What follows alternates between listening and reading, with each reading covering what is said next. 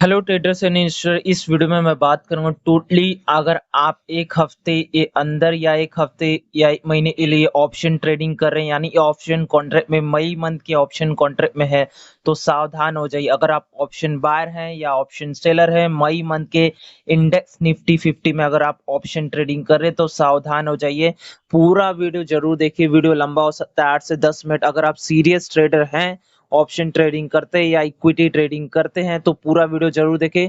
काफी आपको valuable content मिलेगा और फ्री ऑफ कॉस्ट है यार। सब्सक्राइब करो, नीचे रेड कलर बटन है, अगर आप सब्सक्राइब करेंगे तो बहुत ही ज्यादा एफर्ट लगता है वीडियो बनाने में। और वीडियो को लाइक जरूर करें और शेयर जरूर करें जिससे और भी लोगों को ऐसे वीडियोस मिले। तो मैं सबसे पहले बात करूंगा क्यों निफ्टी में या निफ्टी 50 में या ऑप्शन बाइंग और ट्रेडिंग कर रहे हैं तो आपको सबसे ज्यादा खतरा, इसलिए ये जो ऑप्शन राइटर्स है वो भी काफी ज्यादा परेशान है। उनके जो सपोर्ट लेवल है मैं आपको साफ साफ दिखा सकता हूँ। देख सकते हैं, आज के दिन की मैं बात कर रहा हूँ, आज के दिन देख सकते हैं 9 मई, यानी कि वीकली जो ऑप्शन कॉन्ट्रैक्ट है वो आज के दिन एक्सपायर होता है। तो देख सकते हैं 9 मई को कैसे ही जो प्रीवियस डे का क्लोजिंग है उसको ब्रेक करते हुए और काफी ज्यादा लो, देख सकते हैं किस तरीके से लो इसने लगाया।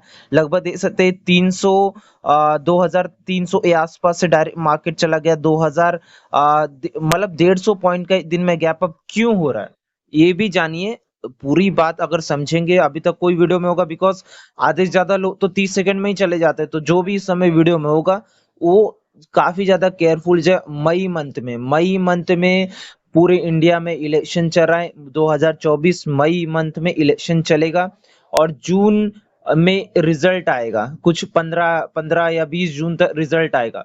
तो इस समय इलेक्शन ड्यूरेशन चालू है। एफआईआर लगातार 2 साल से सेलिंग कर रहे हैं। क्यों सेलिंग कर रहे हैं? क्योंकि उनके यहाँ भी, यूएस में भी इस साल इलेक्शन है नवंबर में, 2024 नवंबर में इस साल इलेक्शन है वहां भी। तो वहां की सिचुएशन भी कोई कंफर्म नहीं है कि इस समय जो वहां के जो प्रेसिडेंट है वो कंटिन्यू करेंगे या प्रीवियस जो प्रेसिडेंट है वो कंटिन्यू। अभी भी कोई पिक्चर क्लियर नहीं है। तो यूएस के, अगर कोई भी नॉर्मली अगर आप यूएस के इन्वेस्टर है तो क्यों आप दूसरे देश इन्वेस्ट करेंगे जहां की आपके ही घर की सिचुएशन अच्छी नहीं, इंटरेस्ट रेट पॉलिसीज बदल सकती है या कुछ और जो टैक्सेशन है या इन्फ्लेशन रेट है वो भी बदल सकता है। ये आपको खुद को अपनी कंट्री में नहीं मालूम है तो आप फॉरेन कैसे आप इन्वेस्ट करेंगे? तो आप जब खुद ही परेशान है तो आप बाहर कैसे इन्वेस्ट करेंगे? और जितना ही दिन इलेक्शन एक करीब आएंगे, सीधी सी बात है, उतना ही आप जो भी आपके फॉरेन देश में, अगर आप सपोज टू बी आप इंडियन है, अगर आप यूएस में किए, जितना भी इलेक्शन रिजल्ट या इलेक्शन ए डेट करीब आएंगे उतना ही आप केयरफुल हो जाएंगे, उतना ही आप सेफ हो जाएंगे। माल बेच के पैसे ले लेंगे, अपने ही पास रखेंगे। और अगर आप रेगुलर इन्वेस्टर हैं, पैसे को यूज करना जानते हैं तो आप इन्वेस्ट करें विद इन योर कंट्री, मतलब आप अपने अपनी कंट्री में ही इन्वेस्ट करेंगे।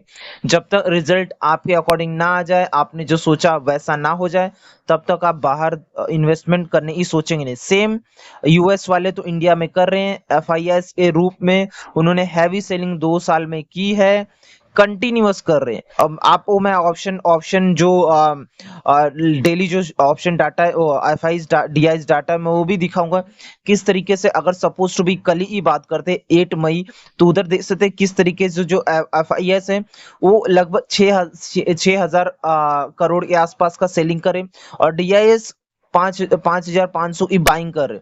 तो वो सेलिंग करे, हम बाइंग करे, वो सेलिंग करे, हम बाइंग करे। ये 2 साल से लगातार चल रहा है।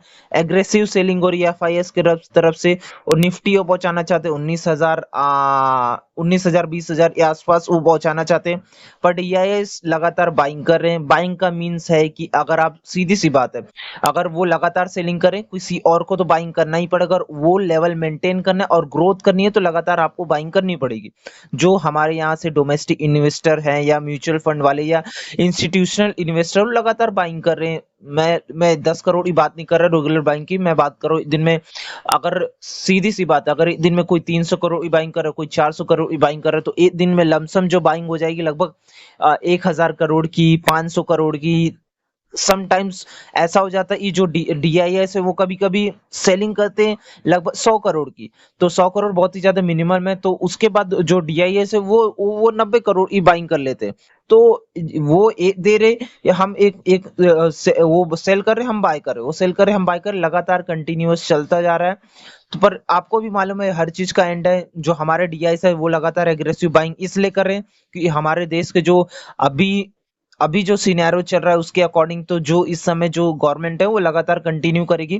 तो वो ये मेथोडोलॉजी समझ के वो लगातार बाइंग कर रहे हैं कि उनको मालूम है क्योंकि अगर ये गवर्नमेंट कंटिन्यू होगी तो बिजनेस या लोन या इंटरेस्ट रेट या ग्रोथ, ये सारी चीजें कंटिन्यू होंगी। तो हम तो हमारे घर में तो हमें मालूम है कि ग्रोथ तो होनी है। तो वहां प्रॉब्लम है, वहां नवंबर में इलेक्शन इसी साल, तो वो तो सेफ रहने की कोशिश करेंगे और सेलिंग करेंगे, अपने पैसे लेंगे।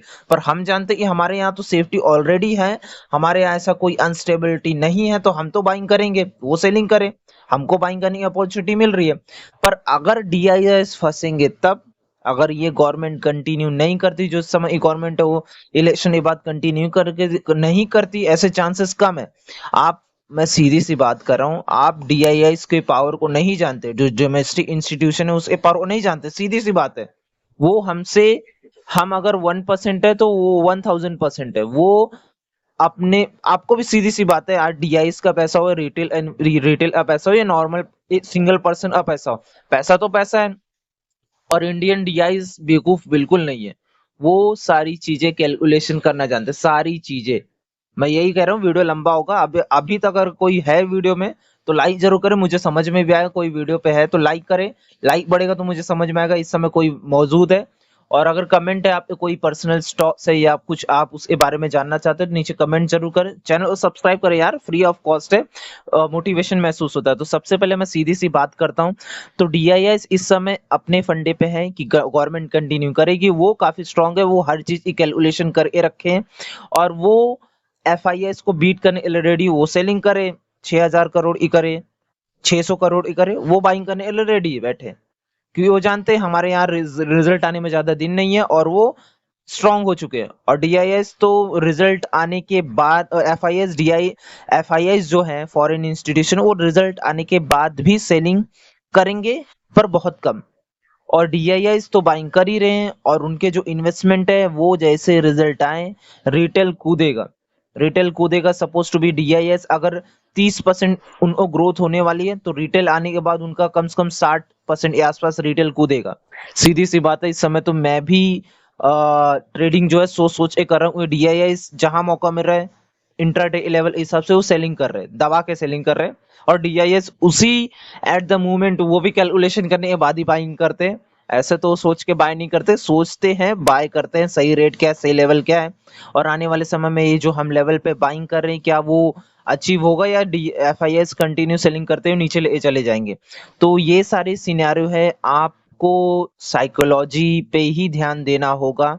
हम तो एक दिन में ज्यादा से ज्यादा 10 करोड़ की बाइंग कर सकते हैं, 5 लाख की बाइंग कर सकते हैं। पर जो जो बड़ी पार्टी है वो, और खासकर इंडियन डीआईआईस, वो तो इतने कैलकुलेशन लगाते हैं कि जैसे हेजिंग होता है तो हेजिंग के ऊपर वो चले जाते हैं, हेजिंग से ज्यादा एडवांस चले जाते हैं। तो ये सारी चीजें जान के रखें। अभी जो इम्पोर्टेंट लेवल है वो 22,000 के आसपास है, 22,000 के आसपास है, इसके नीचे गया तो तबीयत खराब हो जाएगी, डीआईएस की भी, जो इन्वेस्टमेंट कर रहा है उसकी भी, और मार्केट में काफी ज्यादा साइकोलॉजिकल लेवल के हिसाब से मार्केट के अंदर एक काफी ज्यादा सपोर्ट ब्रेक होगा। और डीआईआई चाहते नहीं इसके नीचे जाए, क्योंकि रिटेल फिर कूदना चालू कर देगा, सेलिंग चालू कर देगा। एक तो सेलिंग कर रहे हैं एफआईआईस, दूसरे इंडियन रिटेल सेलिंग करने लगेंगे, तो दो लोग हो जाएंगे, तो डेफिनेटली अपने जो डीआईएस है वो कंट्रोल के बाहर हो जाएंगे उनके। आप सीधी सी बात है, उनके जितने लेवल्स मैं बात कर रहा हूँ, उन्होंने तो बाइंग 22,600 पे भी की है, उन्होंने बाइंग 22,500 पे भी की है। तो वो तो हर लेवल पे बाइंग कर रहे हैं। तो इस समय अगर आप, मैं सीधी सी बात करूं, इस समय जो मार्केट चल रहा है 22,000 सौ के आसपास, तो उन्होंने तो 600 भी बाइंग की, तो उनका तो डेफिनेटली जो पोर्टफोलियो है वो तो रेट शो हो रहा होगा। हाँ, हेजिंग करके रखे, पर हेजिंग कितना करके रखे हैं, हेजिंग तो एक सेफ्टी लेवल है, वो सेफ्टी लेवल मेंटेन करेंगे। तो ऊपर भी सेफ्टी लेवल ब्रेकआउट हो ही चुका होगा, इतना डाउनफॉल है। अगर आप सीधी सी बात है 600 22,600 से अगर आपने बाइंग की, लगातार आप बाइंग करें, हर लेवल पे बाइंग करें, तो इस समय तो आपको रेड शो हो ही रहा होगा। पर वो जानते हैं कि ये टेम्पररी सेलिंग है जो एफआईएस कर रहे हैं, और उसके बाद तो फिर हमारे यहाँ ये तो रिजल्ट आने वाले हैं, रिटेल कूदेंगे, डीआईएस का ग्रोथ होगा, एफआईएस का फिर एफआईएस 1000 बार सोचेंगे कि बाइंग करने के मौके बार बार छूटते जा रहे हैं, तो वो भी अपने यहाँ के रिजल्ट आने के बाद मैं कोई SEBI adviser adviser register SEBI register adviser नहीं हूँ, तो कोई भी इन्वेस्टमेंट सोच समझ के करे। तो मैं यही कहना चाहता हूँ कि जो 24 है वो तो रिजल्ट रिजल्ट में ही चला जाएगा, पर डीआई स्ट्रांग है, इंडियन मार्केट को ले ही जाएंगे लेवल से ऊपर, और ग्रोथ के लेवल के आसपास रखेंगे ही, इतना ऊपर नहीं ले जाएंगे, पर हाँ ग्रोथ के लेवल के आसपास रखेंगे, मौका मिलेगा तो ऊपर ले जाएंगे। और जो फॉरेन इन्वेस्टर है वो तो मेरे को लगता है 25 में ही वो कूदेंगे, उसके बाद अगर वो कूदेंगे तो मार्केट एक अलग अलग लेवल पे होगा। तो वीडियो अच्छा लगा लाइक करें, सब्सक्राइब करें, प्लीज सब्सक्राइब करें, मोटिवेशन मिलता है यार, फ्री ऑफ कॉस्ट से दबाने में क्या जाता है, लाइक करें और शेयर करें और भी लोगों को ऐसा इन्फॉर्मेशन मिले। मिलते हैं किसी अगली वीडियो।